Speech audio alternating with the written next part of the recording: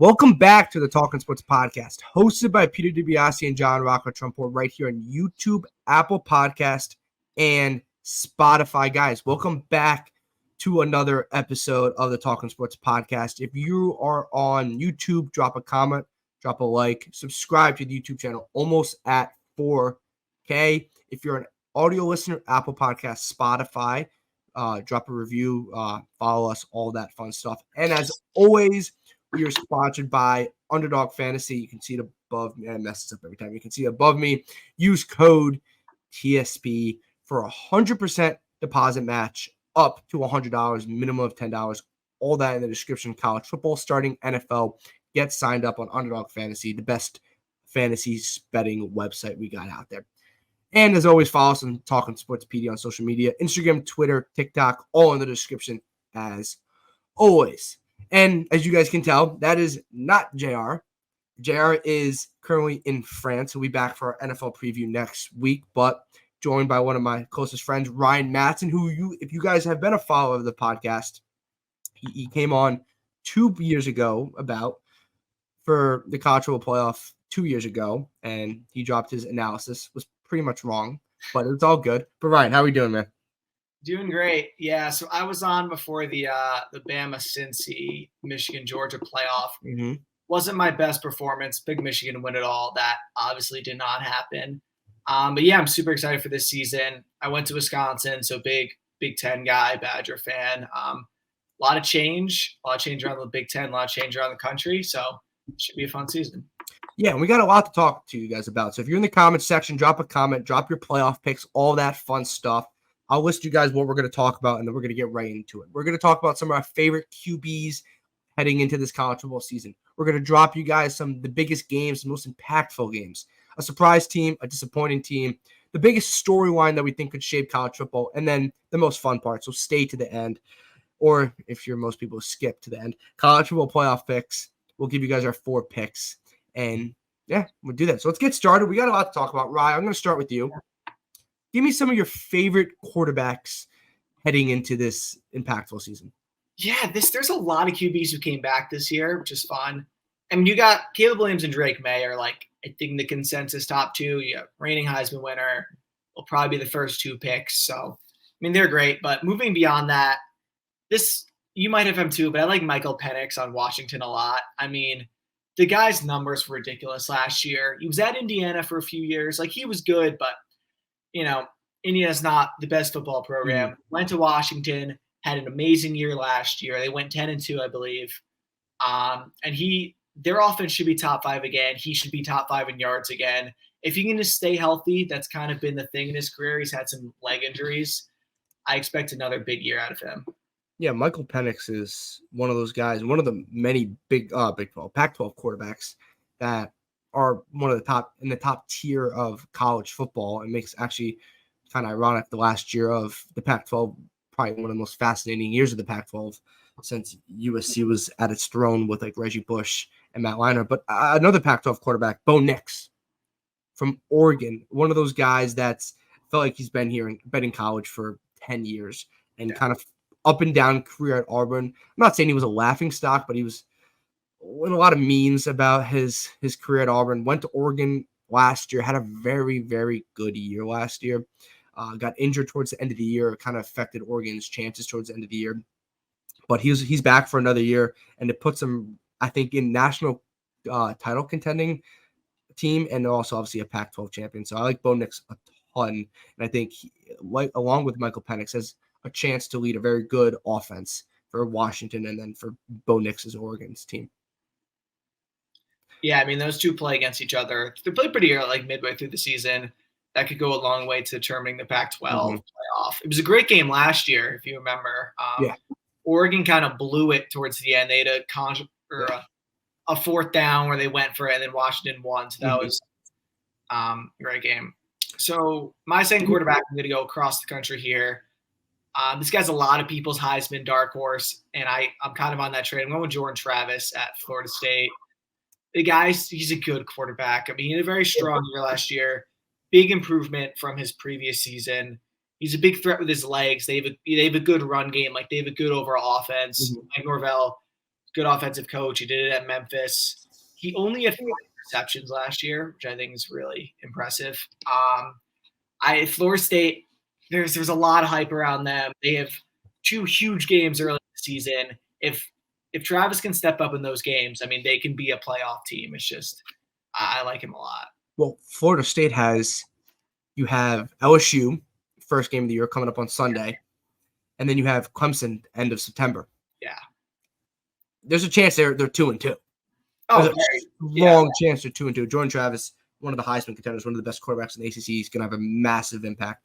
But if they start 4-0, I'm not saying they're gonna. It's a different. You're thinking of a team that's top 4 in the country. Then if they start 4-0, they'll probably be like odds to make the playoffs at that point. Yes, a quarterback that I like, and this is kind of going away from Jordan Travis, the Penix, the Knicks, the Caleb Williams, the Drake May. This is a guy that hasn't proven himself, but has a major implication to a team that could win its conference and could make a playoff push, and that's Drew Allar at Penn State. Is it Allar or Aller? I think it's Aller. Aller? Okay.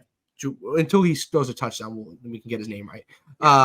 But this is a team that is like I think they're on the Florida State kind of bandwagon in the Big Ten. They're the 2 darlings of the offseason. Exactly. They're one of people's you go chalk, we'll throw a bold prediction in. Penn State along with Florida State's that kind of team. Yeah. And I do and this is a 5-star quarterback. He's going to be a redshirt freshman. Massive implications to this team. This is a team that thinks they can win the Big Ten. They have the talent to. They don't really match up well with the Michigan of the world. They're not physical enough. They match up really well with Ohio State. This is a team that I love Penn State. I'm going to put it right now. I didn't put them in my top 4. They're not in my top 4. I do have one weird top 4 team, but it's not Penn State. But they're one of those teams that I considered, and they could win the Big Ten. I know you're high on them. So yeah. No, it's going to be super interesting. I mean, you had Sean Clifford, who was there for a while. They have some really good running backs. It's just going to be how does he show up in those big games? They don't need him to beat Indiana. I've been picking on Indiana a lot so far. I don't mean to do that. But to beat Ohio State, to beat Michigan, he's going to need to step up. Mm-hmm. And he can do it. I mean, he was, I think, the number 2 or 3 recruit in his class, quarterback. Yeah. From Ohio. So they go to Ohio State this year. That'll be very interesting. They're obviously they start with West Virginia. They got Delaware, Illinois. They play Iowa. Yeah, Iowa's defense is always great. So, that's not a gimme at all. No, you're at Ohio State in October. You're at Maryland in November. You go back to back with at Maryland, home against Michigan. I know you're huge on Maryland, and then you obviously end with Rutgers and then Michigan State. Look, it's tough. Are they a team that can win one game, lose one game, and get into the playoff? They could, but they would have to beat Ohio State and Michigan. Look, if they're undefeated going into October 21st against Ohio State, and I know we're just getting on the Penn State train right now, but if you go at Ohio State October 21st and you're going undefeated in the game and you beat them, it's just a crazy spiral effect. They'd be ranked number 2 at that point. But they still have to take a team. Iowa's a tough team to play. Obviously, Iowa's offense is putrid. It should be better. It should be better. It can't be much worse, right? It can't be worse. So they're one. So I think Drew Allar has a huge impact. Ryan, give me one more quarterback that you think maybe your favorite quarterback and impact. Yeah, no, this is a guy. His numbers won't jump off the page like a Penix or like a Drake May, but he's just like a gamer. I'm going with Cam Rising at Utah. Yes. The thing is, he might not play. We don't know. I mean, they play in 3 days. He's coming off that ACL tear in the Rose Bowl. It's super unfortunate. But he's just he's tough. He gets those tough runs. He makes those big plays. Just think of the USC game that won at home last year. Back-to-back plays. He had a 4th down touchdown run and then a 2-point conversion run. Both shrugging off defenders. He's just that kind of guy. He looks like he's been in college forever. It's only his 3rd season as a starter, if you believe that. He hasn't lost a home game as the starter for Utah, which is pretty incredible. I hope he's healthy. I hope he plays this week because that would be awesome against Florida. I just really like to watch him play. The Pac-12 is a crapshoot at the top in a good way for us non-Pac-12 fans or not having a team I'm not saying I'm not a Pac-12 fan, but a team that doesn't have we don't have a team in the Pac-12 we're rooting for. We're a favorite. Ryan's a Wisconsin fan. I'm a Virginia Tech fan, so we're not a Pac-12. We don't have a team in the Pac-12. And also, if you're the Pac-12 trying to get a playoff team, it's just like who gets out, the gauntlet is unreal. But the one final quarterback I want to talk about, I was going to mention Jaden Daniels, so I'm going to throw his name out. That's not the guy I was going to bring up, but he has huge implications for LSU. He had a great year last year. They beat Alabama. They went to the SEC championship. They're another one of those teams that's in the, I think, Florida State and Penn State category of a team that if they beat Florida State, they do their thing, there's a chance they can sneak into the playoff. I don't know if they can beat Georgia in the SEC championship, but they're one of those teams. My quarterback is Cade Klubnik of Clemson. Yeah. This is a guy that replaced DJ Uiagalelei. I so messed that name up. Terrible. That was so bad. Well, he's at Oregon State, so I don't have to talk about it. Even though Oregon State's a good team, won 10 games last year. They won 10 games last year. But this is a guy that people are anointing Florida State as that power, not the power, as the team to win the ACC. And I think Clemson's going to have a huge say in it. And their offense last year was not good. Clemson's offense was not good, and they still won double-digit games. 2 years, honestly, it really. Yeah, last year has left. Biggest impact, or one of the guys they brought in, Garrett Riley, from TCU. If the last name sounds familiar, it is. It's Lincoln Riley's brother. And the good thing for Clemson, he doesn't have to coach defense because nobody coaches defense in the Riley family. But he's coaching. He's the new offensive coordinator at Clemson.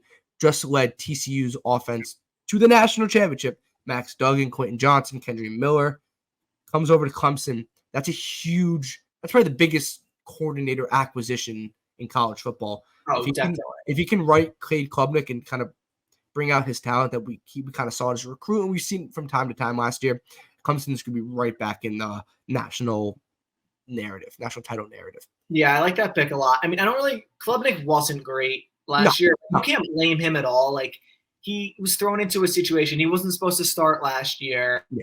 Like, DJ didn't play great. They had some really tough games in the season. Tough bowl game against Tennessee. Like, you can't really – I mean, he said Garrett Riley is a great hire. Mm-hmm. Well, week 4. I mean, week 1 they play at Duke, and that's not like a walk. It's not. It's like a 12-point spread right now. Yeah, it's like a Monday night. That's a sneaky close game. It's a good Monday night game. So obviously Sunday night's the best game, but it's a good Monday night game. Yeah, when I thought you were going to pick him before when you picked Aller, because you're like new quarterback who's going to have a big playoff impact. Mm-hmm. I mean, it's both of them. They're both question marks. High recruits, ton of talent. We'll just have to see how it goes, and that's what makes it fun.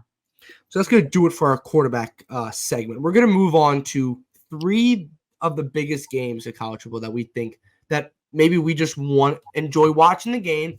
Maybe they have college football playoff implications. Maybe they have conference implications. So, Ryan, give me your first biggest game of the year. Yeah, so this is going to be – I have 2 games from Week 10, actually. If you look at the Week 10 slate, it's the first week in November. Unbelievable. This is the rare double revenge game. I have Notre Dame at Clemson. Obviously, Notre Dame looked great. I mean, they played Navy. We'll see. But Sam Hartman, big pickup. Mm-hmm. And I say that because Notre Dame ruined Clemson's season last year. Clemson was undefeated. Everyone thought they were, overrated, and then Notre Dame has kind of thumped them, and that was it. Clemson was out of it. So it's definitely going to be a big revenge for Dabo, Clemson, all the guys who were there last year. But also you have Sam Hartman at Notre Dame. And if you remember, Clemson won a thriller over Wake Forest last year. It was like a double overtime game when Wake was ranked 10. So it's also like a revenge game for Hartman.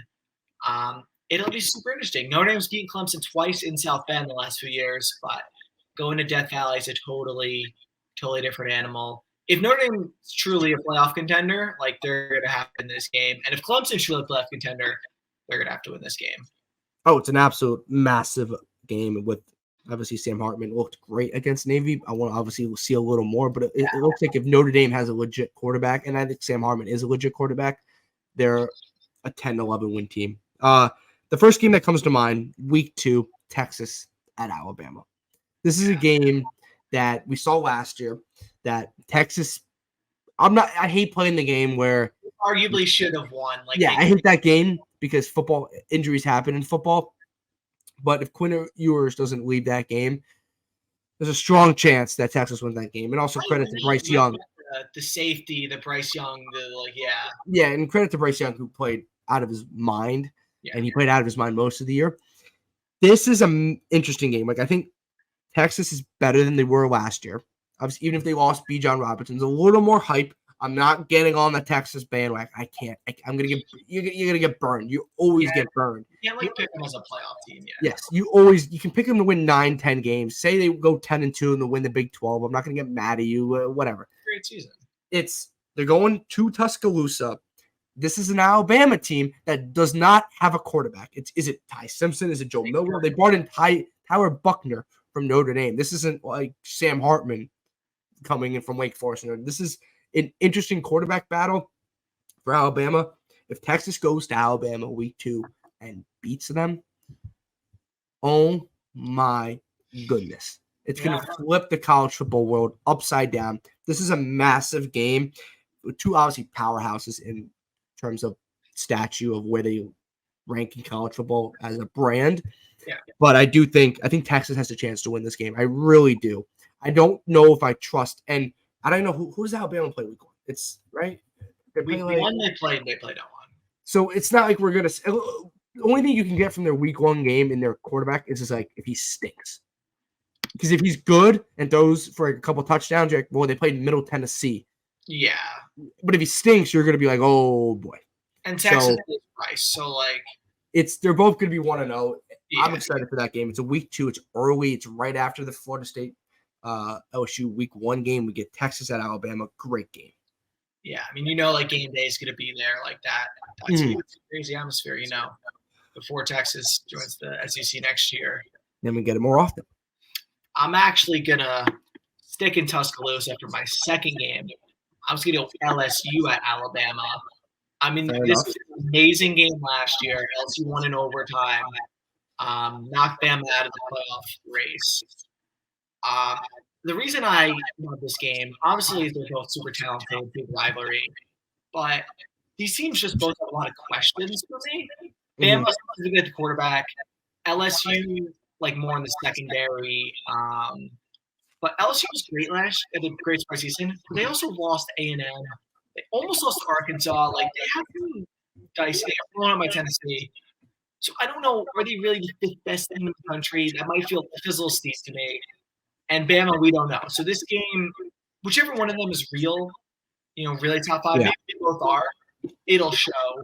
Winning at Bama is super tough, but, I mean, 2019 LSU, one of the best college teams ever. They did it. I'm not saying this is that team. It's definitely not. But this isn't also probably 2019 Alabama. Yeah. So, Alabama is a tough stretch. They have a tough schedule. They go at A&M the 7th this October. Then they host Arkansas, who still has KJ Jefferson, their quarterback. They host Tennessee. They host LSU. And then they go at Kentucky. Yeah. If right now where we see where their quarterback situation is at, it's not like those are slam dunks at this point. They're going to win most of those games. Those are Alabama. Yeah, but also Bama's a spot where, I mean, they're getting people are doubting them a good amount. I think Nick Saban likes that. And I think Saban likes that. I think the team feeds off that. Someone's got to play quarterback. It's someone who's, like, talented. It's not like, they're like this walk-on coming in. Like, it's not Graham Mertz walking out there. No offense to Graham Mertz. So, yeah, I think this game, I think some crazy stuff can go down, maybe overtime again. I don't know. And pretty much probably will determine the SEC West. And, whoever wins the SEC West usually makes the playoff. Like, that's just kind of how it's been the last. Besides last year. 10 years, yeah. The second game I'm looking at, week 4, I'm going to the ACC, my conference. Yeah. Florida State at Clemson. I'm pumped for that one. This game will have a little bit more of an implication if Florida State beats LSU week 1, because then we're talking about, is Florida State, are they top 10 right now? Where are they in the AP poll? 9th? Yeah, pull that up before I start talking out of my ear. No, they're 8, and Clemson's 9. They're 8 and Clemson. Okay, so if obviously if Florida State beats LSU, they're going to go 5, 6, whatever. They're going to move up a couple spots. It just happens. This is going to be a great matchup. This is a matchup that, and people that don't know, people that don't follow the ACC closely, there's no divisions anymore. There's no Coastal. There's no Atlantic. Yeah, it's the 2 best teams. So this could be, we could see this again in the ACC championship. But this is a huge, huge ACC conference decider and maybe even a playoff decider, in the sense that whoever wins this probably almost secures a spot in the ACC championship. It's early on to say that, but yeah, they're in the driver's seat. A loser, especially if you're Florida State, you go 2-2. A lot of pressure on Florida State if they lose to LSU in this game. They're like, we're back in the ACC. Well, to be back in the ACC, you got to go to Death Valley, and you have to beat Clemson when you have the better quarterback and you think you have the better team. There's no excuses anymore. If you're thinking you're back in the ACC, you got to go to Death Valley, and you got to beat Clemson. And that's a week 4 matchup that is just eye-popping. Yeah, you don't usually see huge conference games like that early in the season. Love it. I mean, not to get too far into the like politics realignment, but I'm sure the ACC wants that game to happen twice this year. Like, I'm sure. Yeah, you know what? That's be the champ. I mean, I would prefer like a Virginia Tech Clemson matchup in the ACC championship, but that's a huge game. Clemson.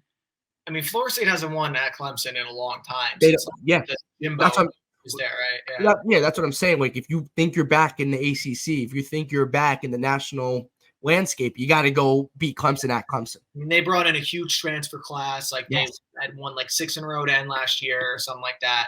They didn't beat Clemson last year.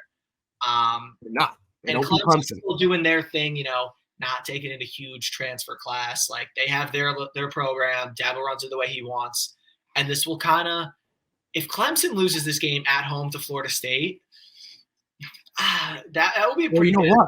You know what Florida State's going to be doing? They're going to be looking over their shoulder because Virginia Tech comes to town the next weekend. So there you go. They're going to be looking over their shoulder. You know what? We're getting Florida. Actually, we're either getting Florida State at 2-2 and really pissed off, which is not good, or like 4-0 and like or 4-0 and getting it killed either way. So it doesn't really matter.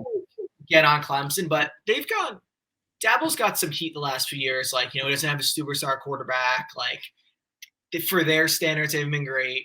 They haven't been a national title contender. Yeah, they went 9-3 and 10-2, which 95% of programs would give anything for.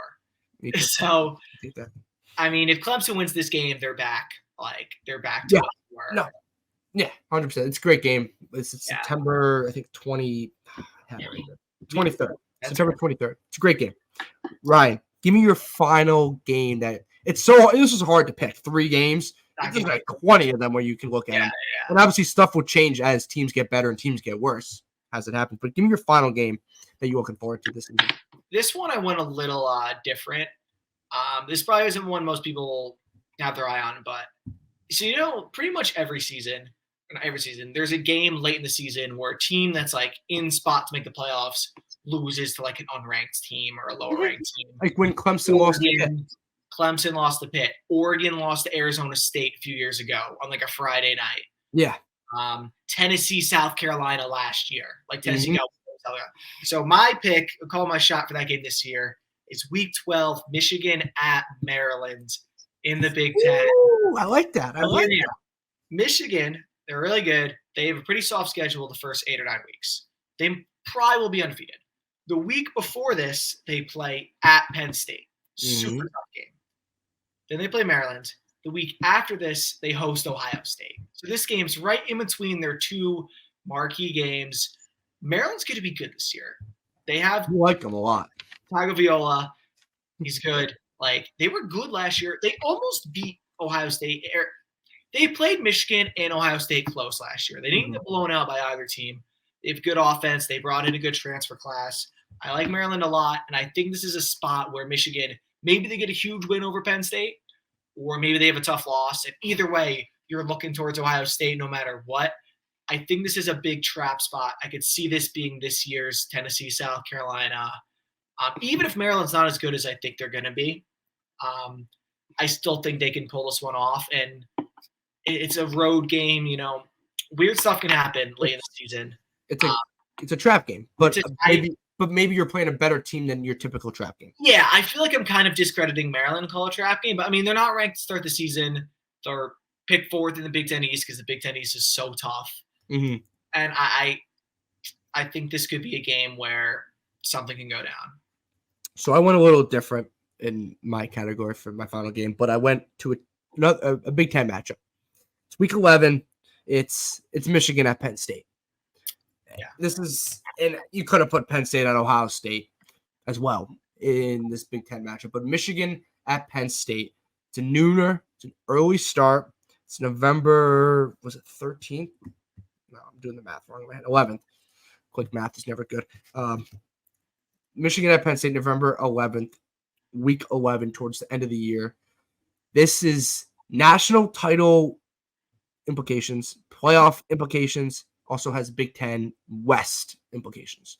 And unlike the ACC, the Big Ten still has divisions. So the Big Ten West is an absolute gauntlet with Penn State, Ohio State, and Michigan fighting for one spot to get into the Big Ten championship to probably play Wisconsin. So and don't Iowa's there.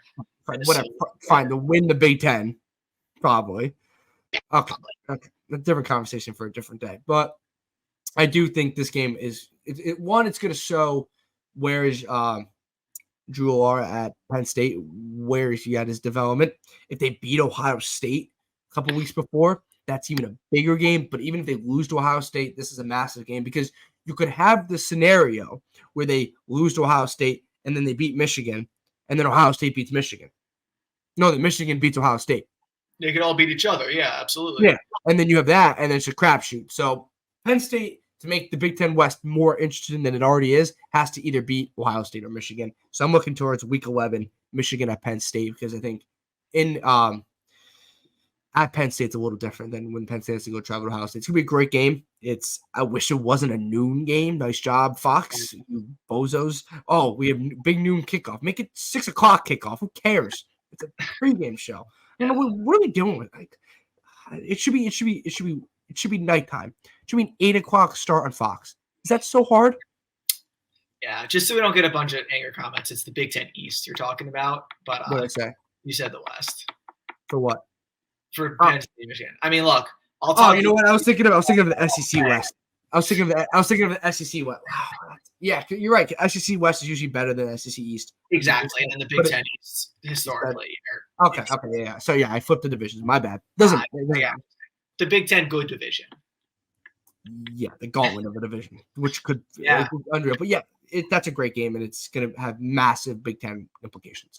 Yeah, which has massive national title implications. I mean, if those three teams all beat each other once, like it's Joel Klatt did this on a show. It's like a tiebreaker. The tiebreaker is crazy, but just for playoffs, it could either be the Big Ten's like dreams, they could get 2, or it could be like their nightmare. It just depends on. You know what their nightmare would be? Committee's nightmare, that's for sure. Wisconsin wins the Big Ten at 3 losses. Don't worry. They don't want that. Okay, so that's going to do it for our 3 biggest games, guys. Comment down below one of your games. Did we leave a game off? We definitely did. There's a ton of – there's Penn State, Ohio State, Michigan. We didn't mention that. Georgia, Tennessee. Like Ohio State, Michigan. It's great. You're trying to get a little more. Yeah, Georgia, Tennessee, which if Tennessee, Joe Milton pops, that game is massive. There's a ton of good games. Obviously, a ton of great games in the Pac-12. But I'm gonna give you one surprise team. This is tough. There's a lot of college football teams. Give me one team that it could be like a team that maybe you think wins 8. Most people think wins 8 games, but you think they win 10 or maybe 6 to 8, 4 to 6, whatever. It doesn't really matter what category. This is your category. Give us a surprise team that you think. Yeah, I'm kind of going along those lines. Like this isn't like a playoff pick or anything, but for a team I think can go over their win total, which I believe is 8.5, I'm going to take Louisville. A little ACC. They hired Jeff from Purdue. If you follow the Big Ten, Purdue's a team that's pulled a lot of big upsets. They've been competitive the last few years, despite not being like the biggest football brand. He's a really good offensive coach. Purdue's had a really good offense. Alex O'Connell might be the Raiders starter. I don't even know, but I like him. Their offense should be really good. They brought in Plummer, who was quarterback at Purdue previously. Big transfer class they just brought in. So experienced quarterback. And their schedule, it's very manageable. Like BC at home. They don't play Clemson. Schedules are manageable. They don't play Clemson or Florida State. So they play Virginia Tech. They play Notre Dame. They play Virginia Tech at home. They play at Miami. They always play Kentucky. Their in-state rivalry, like at Pitt. Like there's at NC State. There's games they're gonna lose, but I could see them being a 9-3 team. Yeah. That's crazy. But like, what's their over/under at? Do you remember? I think it's 8.5. It is higher than I would think. Over/under, but I don't think It is. And I don't think the general consensus would have them at an 8-win team. But when I was going through it, I'm like, I don't know. I like this team. I think they have the potential to be a really good football program if the ACC just stays together. So yeah, that schedule, they should have good offense. They got cool jerseys. I like Louisville. I like that as well. It's a good pick. I'm going to the SEC. I'm going to SEC East, one of Louisville's biggest rivals, and their biggest rival, Kentucky. Wow, look at that. It's crazy how that worked out. They're over-under, right? 6.5. That's low. Ball State, Eastern Kentucky, Akron, and Vandy to start the year. 4-0. 4-0. Host Florida. Probably 5-0. At Georgia, whatever. They lose. I'm going to that game, actually. I'm going to that game. That's going to be a sick game. If they're 5-0, though, for the Georgia game, they'll be ranked. So so they lose to Georgia, still have 5 wins. Host Missouri, that's 6 wins. And Missouri could be decent, but I was going to give them the loss next week when Tennessee comes to town. I'll say they lose to Tennessee. Okay, that's 6 games right there. So there's 6 games going into November, and they play Mississippi State, Alabama, South Carolina, Louisville. You tell me they can't get to 7 wins? Oh, that's a tough November, but that's in. I like that over. I think they go 8-4. Yeah, I mean Devin Leary. That's where I'm going on. I think Devin, they upgraded at quarterback, which is crazy to say that. I know Will Levis people have his knocks with Will Levis. He still was a second-round pick, and most people thought he was going to be a first-round pick. So he was super talented. Devin Leary is like Sam Hartman to Notre Dame. Not to the level of where Notre Dame's talent is. There's a scenario where they're going 5-0 into Georgia. And that team's they're ranked 17 or something, 16 or something. And they're gonna lose, but then Missouri they can beat. They can beat Tennessee. They can beat Mississippi State. I think this team can win 8 to 9 games. I'm gonna go bold. I think they go 9-3. I like Kentucky a ton. And I don't know. This is one of those teams they're not gonna win the SEC East because they might have to go 11-1 to win the SEC East. Yeah, they have to beat Georgia to win the SEC East. Sorry to put that out. They have to go to Georgia and they go to Athens and beat Georgia. Pretty tough. They do that, then I think people might jump on that bandwagon really quick. But they have legit quarterback play, and I think that's something they didn't fully have last year or consistent enough. I think they're pretty good. I think they can win 8-9 games. At an over and under at 6.5, then they can get to 8 to 9 wins. I like that a lot. I mean, Levis, he had some injuries. He's more of an NFL prospect than he was a great college quarterback. Like a Josh Allen, like an NFL prospect. Yeah, Leary's good. And if both our picks are accurate, that'll make for one heck of a Week 13 game. Yeah. Kentucky. Look, it's more of a basketball rivalry, but that would be pretty crazy. The one problem where if you think the over 6.5 is that end of November when they host Bama at South Carolina at Louisville. That is really tough. They need to go 5-0 for that to happen. Yeah, they need. If they get to, I think they can win one of those 3. Yeah, I think they get to minimum 7. I think they're an 8-9 team. So I think over 6.5. And then this is not betting advice. This is just people. It's just for reference, it's to see what the general populace thinks they're going to win. So now we're going to make 2 fan bases very sad because we're never wrong. We're always right. And Ryan, I'm going to start with you. One team that just falls on their face, disappoints. Maybe not even falls on their face, but team that maybe thinks supposed to win 11 games wins 9. And that's disappointing. Yeah. What do you got? See, I will not say Ohio State, even though I don't think they're going to make the playoff. That will come back to bite me in the butt. I'm going to go a team I liked a lot last year, a team that was the story of last year for a while, the Tennessee Volunteers. I take no joy in this. I was on the bandwagon last year. I mean, Hendon Hooker. Fair enough. Everyone was. They were a lot of fun. It was a fine bandwagon to be on. Alabama was amazing. I think they're a big regression candidate this year. I don't exactly know what the over-under is, but, I mean, they're ranked 12. They have – if you're a Tennessee fan, you have playoff aspirations. You're ranked 12. Joe Milton, he worries me a little bit. He's got crazy talent, crazy arm strength. He looked great in the Orange Bowl. But I don't think he's Hendon Hooker. Same thing with he's a better prospect than Hooker NFL, but will he be a better college quarterback? I don't know. Their schedule is pretty tough. They go to Alabama, 9.5. 9.5 still over. I think they might go under. At Florida, Florida's not supposed to be great, but that's still tough. They host A&M at Bama. I mean, if they beat Alabama again, I'll tip my cap. I'm wrong. That would be amazing. At Kentucky, at Missouri. Missouri's defense is supposed to be really good this year. And then they host Georgia. I mean, they're all looking ahead to that hosting Georgia game, looking for revenge. But I think they'll have a few trip ups before that, and I still Right. don't think they're going to beat Georgia. Like their defense was their Achilles heel last year. The South Carolina game exposed the defense. Yeah. And they didn't have a big transfer class. Like all their top recruits, or most of the top recruits, were offense. I think. They lost Cedric Tillman and they lost Jalen Hyatt. Yeah, like I don't see how their defense improves enough. Even if Milton's as good as Hooker was and their offense is as good, I still think they'll lose a few games. I don't think they're a playoff contender. I hope I'm wrong because that would be fun. They're a fun SEC team. Mm-hmm. But I don't see it. Before I get to mine, I want to say that I think Kentucky and Tennessee kind of flipped the narrative. Like I think last year Kentucky had the NFL prospect, Tennessee had more of that college quarterback. This year Tennessee has more of the NFL prospect, and Kentucky has more of the college quarterback. Which in college, for the most part, besides Caleb Williams, it wins you games. And but Caleb's still a good college quarterback. Exactly. It's not, there's a difference. Yes. Yeah. I think Joe Milton might be a little too inconsistent to be. I just can't shake the Michigan Joe Milton out of my head. Like maybe they fixed them. Maybe. Yeah. I don't know. We'll see. Speaking of Caleb Williams, and we're gonna talk about his team, and that's my disappointing team. That is USC, and this is nothing to do with Caleb Williams. Nothing. We saw USC against San Jose State once again.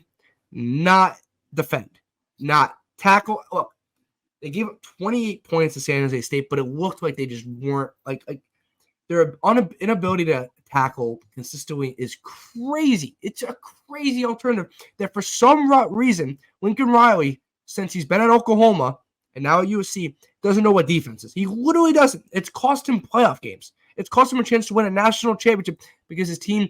And they lost to a Georgia team in the semifinals that was running mostly Wildcat with Nick Chubb and Sony Michel. Like, what? You got to be kidding me if you're a USC fan. They're Oklahoma 2.0. They're the same exact thing. And once again, you win 10 to 11 games, you'll lose in the playoff or before that. They're going to disappoint, right? Their defense is bad. Nevada, we'll go through this again. Nevada, whatever. Stanford, at Arizona State, they're fine. At Colorado's a shell of himself. What they think they're going to be of Deion Sanders. Fine.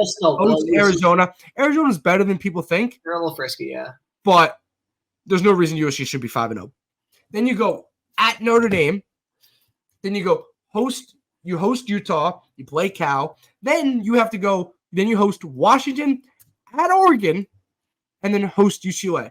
You're telling me Sam Hartman, Cam Rising, Michael Penix, and Bo Nix are not going to absolutely torch this defense? Yeah, but like Notre Dame's running back was asked to me. I can't say his name.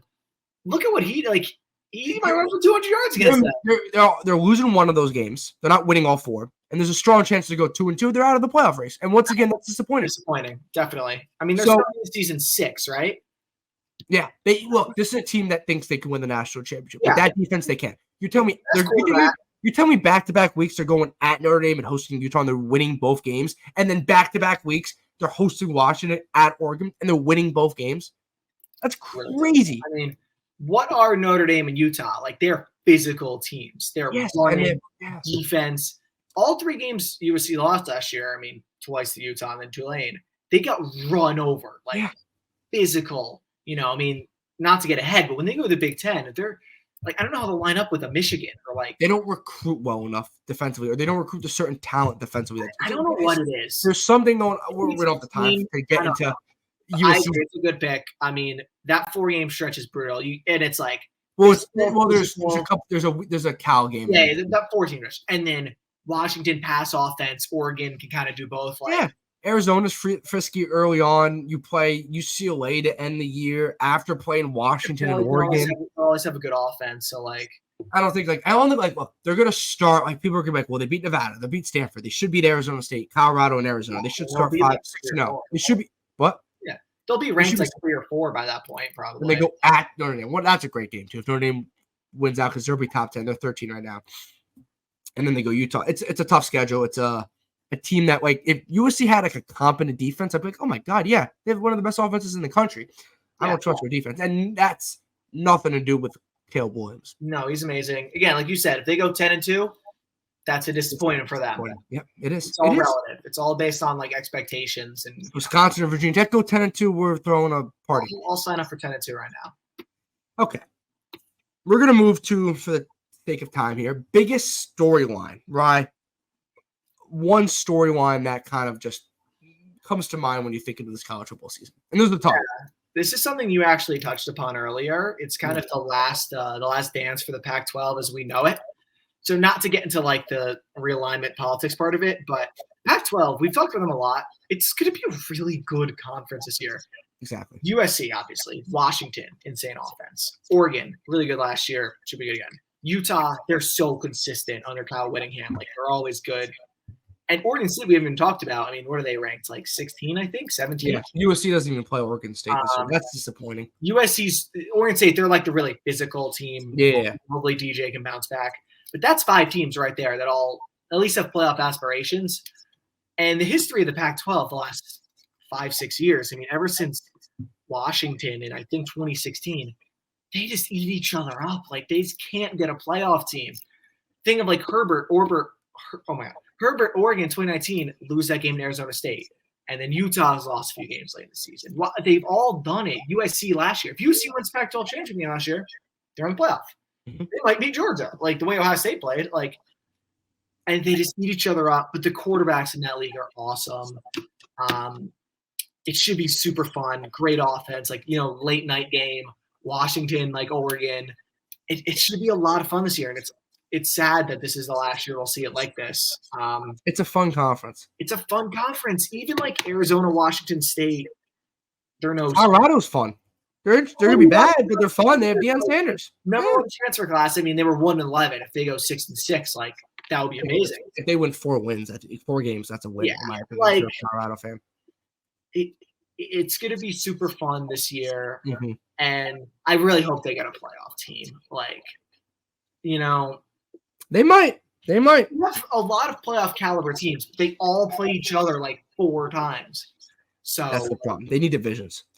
And they need one team to not be in an easy division. That's what they need. Yeah, I mean, that's a much larger conversation, but it's not going to matter after this year anyway. There's a lot of fun Pac-12 games, a lot of great quarterbacks, a lot of great offenses. If the Pac-12 was ever going to end, and it is ending, it's a great year to end it on. Oh, yeah. They don't know that. I'm staying for my storyline with the Pac-12. This is a team I literally just talked about. It's USC's defense. I don't want to be redundant with my storyline.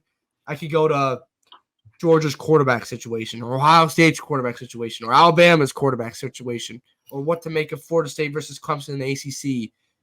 Who wins the Big Ten East? Like, that's a ton of great storylines. We all know that, but USC's defense is probably one of the talks of the country, especially after San Jose State. Yeah, I don't want to like just say what I just did, but this is an offense that is probably probably a top 2-3 offense in college football. Yeah, they're that talented. They're that good at play calling. They're that good, well coached. Their defense was like 109th last year. There's like 132 college football teams. What are we doing, USC? Like it's all seriousness. Like you're wasting another quarterback. And I get it. It's not to say you win 10 games, you're wasting. But when you have the level of a quarterback of a Caleb Williams, you should be in the playoff. Once you get to the playoff, it's different. It's a crapshoot. But we saw with Oklahoma, like they did when Kyler Murray got to the playoff, they just didn't have it. Did Oklahoma with Jalen Hurts ever make the playoff? Yeah, and they got absolutely destroyed by Joe Burrow. You're right. Yes. To be fair, I mean that was like I thought that was Kyler Murray's team. No, they lost to Alabama the year before. Oh, okay. So whatever. They lose to SEC teams. So look, I get it. But USC hasn't been to the playoff, and this is a team that if once again you win 10 games, there's gonna be USC fans. I'm not saying you fire Lincoln Riley. No. But they're going to be like, are we just Oklahoma 2.0? And are we going to a harder conference in the SEC? Yep. SEC, Big Ten, excuse me. And both questions are probably yes and yes. There's no way they match up physically with Ohio State, with Penn State, with a Wisconsin, with a Michigan. It just doesn't work that way. I think Wisconsin would beat USC this year. I don't because Caleb would shred us. But, like, think about it. I mean, for next year, what if you're playing Wisconsin or Michigan State or Minnesota on the road in November? Caleb Williams. You can't even – I'm saying, like, they have trouble tackling now. That's what I'm saying. USC. going to have a lot of trouble tackling Michigan in November, Yes. And look, Caleb Williams masks that. He masks that a ton on offense. Yeah, but they're going to play quarterbacks. They're not as good as Caleb Williams, but they're right on the par. Like a Bo Nix, a Penix, a Cam Rising, a Hartman. They're not as good, but those are 4 top 10 quarterbacks. Yeah. Have fun with that, USC. And it's gonna be another. It's my key. It's my storyline. It's a disappointing team. It's all of that stuff. So we're gonna, and obviously, if you guys watched this before, StreamYard only lets us go to an hour. We're pushing the 45-minute mark. If you're on YouTube, like, comment, subscribe, Apple Podcast, Spotify, follow. All of it is in the description down below. We appreciate everyone. So, Ryan, this is what I want to do. You're gonna give me your 4 college football playoff picks, 1 through 4, and then I'm gonna react. All right. And then and you're not gonna give me just tell me. Yeah. And then because you know exactly why you want them. You have your reasons, and then I'll do the same thing, and we'll end it there. Okay. So this could be try to keep it interesting, but I did too. I tried to. 1 Alabama, 2 Penn State, 3 Georgia, 4 Washington. So read it back. So Bama. So I have Bama beating Georgia in the SEC championship game, which is how we get to there. And then Penn State in the middle, and then Washington as my 4th team. Ohio State was 2, right? Penn State. Who's? Oh, you said Michigan. No. Georgia, Penn State, Alabama, and Washington. That's who it was. I was like, where's Georgia? Okay. No, Georgia's there. I have them at 3 because I have Bama beating them in the SEC championship game, as it was 2 years ago. This is crazy. So this is a crazy one, right? And I love how I was saying Bama's crazy. It probably isn't. Bama UGA makes sense. They're both right in it for me. I have UGA and I don't Bama in. And then Penn State. That's you. I knew you were high on them. I'm taking the lead. Taking the lead, and then Washington. I like it. I'm on board with it. Is there one that could probably bite you? It's probably the problem with the Penn State and Washington. They have very similar reasons why they won't make it is that they play really tough schedules. Yeah. Would just beat up on each other. Like the Penn State, Michigan, Ohio State, which might hinder. Like if Penn State there's a chance Penn State loses both to Ohio State and Michigan. That's the problem. Easily. Yeah. I like Bama. I like that. I think people are sleeping on Bama. I don't have them in, but I like it. I like no Ohio State. I like no Michigan. It's fun. This is a fun playoff. So I can put Penn State and then also put one of them, like Bama, UGA, Penn State, Washington, correct? Yeah, the order wouldn't be that because they wouldn't be able to get 1, 2, but yeah, because UGA but it would probably be UGA 3, I would say. Let's say yeah. We're still getting a Penn State UGA match on board for that, and a Bama Washington. I'm on board for that. I'm with you. I love it. Okay, and everyone in the comment section drop your college football playoff picks. Drop your Notre Dame picks. Drop all that fun stuff. Because Notre Dame fans probably think they're making the playoff now. My number 1, Georgia Bulldogs. It sucks, but it's going to happen. I don't know. 2, Michigan. 3, Clemson. 4, Oregon. All right. I like it. Georgia, I'd be pretty shocked if they don't make the playoff. Like their odds are so easy. Over their schedule. It's not their fault. They're supposed to play Oklahoma. They don't make their SEC schedule, but it's really easy for a team of that caliber. Yes, they go to Tennessee. Even if they lose that game, they've still won the SEC championship game. They're still in. Yes. The only way I could see Georgia not getting in, barring catastrophic injuries, whatever, they lose one game, and then they just don't get in because of their strength of schedule or it's just. Yeah.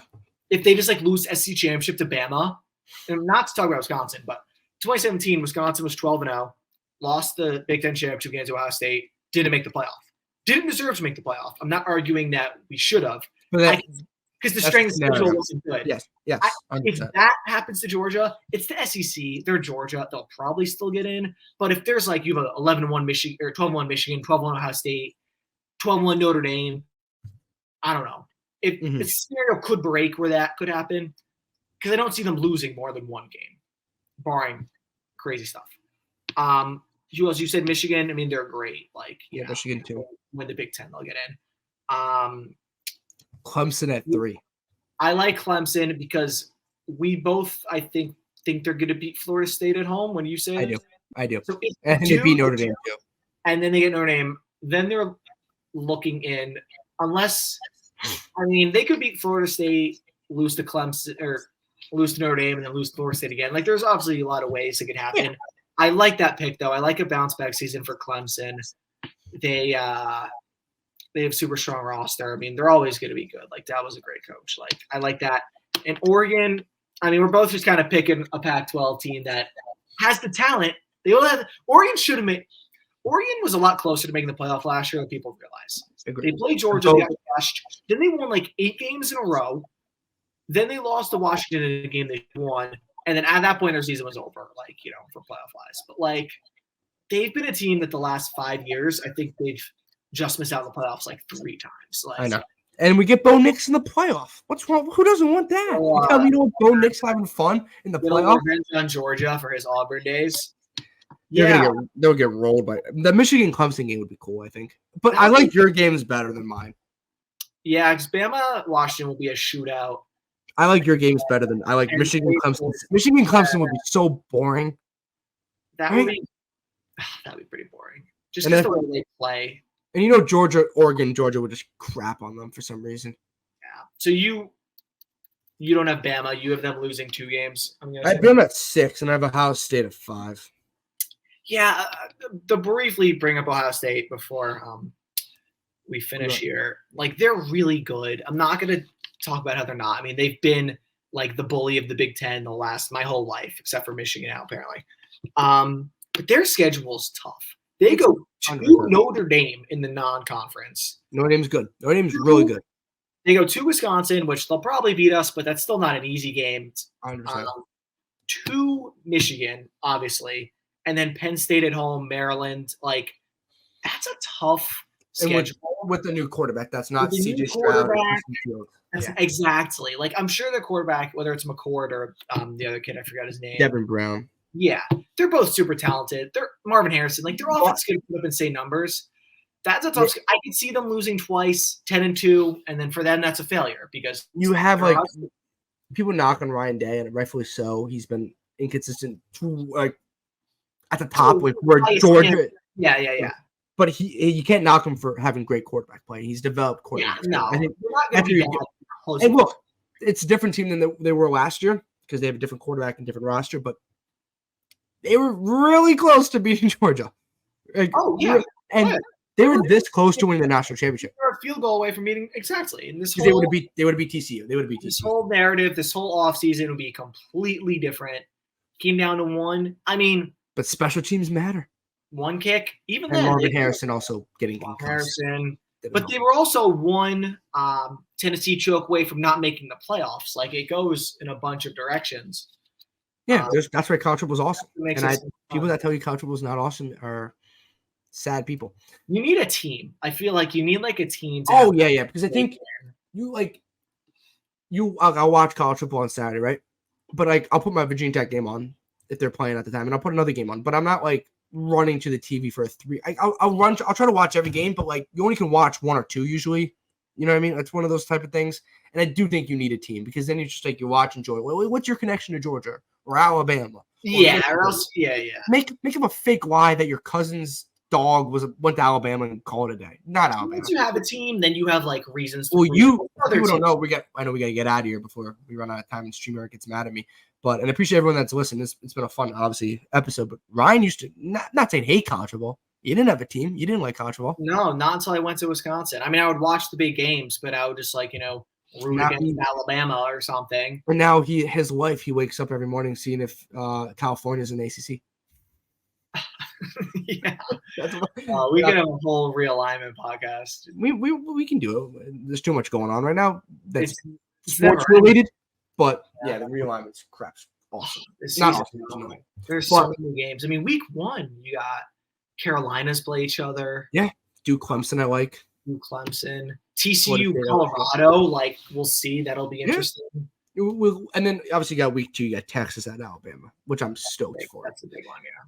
Yeah, that's gonna do it for everyone here. That's gonna do it for us. If you guys were listening on audio platform, Apple Podcasts, or Spotify. We appreciate it. It's all in the description below. If you're on YouTube, like, comment, subscribe. Follow us on Twitter at Talking Sports PD, or Instagram or TikTok. And as always, we are sponsored by Underdog Fantasy. Use code TSP for a 100% deposit match up to $100. Ryan, anything else you want to leave the viewers with before we get out of here?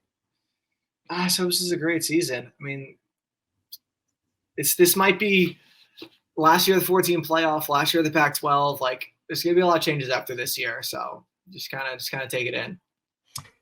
Jared will be back next week with our NFL preview. Guys, don't go anywhere. If you're on social media, follow us. If you're on audio platforms, follow us. Make sure you follow Ryan on Twitter. I know he's private, but he might accept you. You never know. He might accept you. Follow me on Twitter. Follow everything on Twitter. We'll be back in about a week and a half, around a week, with our NFL preview. Jared will be back, and we'll be doing our thing. But Ryan, once again, I appreciate you taking the time and talking some college football. Thanks for having me. This was the Talking Sports Podcast, hosted by Peter DiBiasi and Ryan Matson, right here on YouTube, Apple Podcasts, and Spotify. And as always, sponsored by Underdog Fantasy. We'll see you in the next one. Thank you.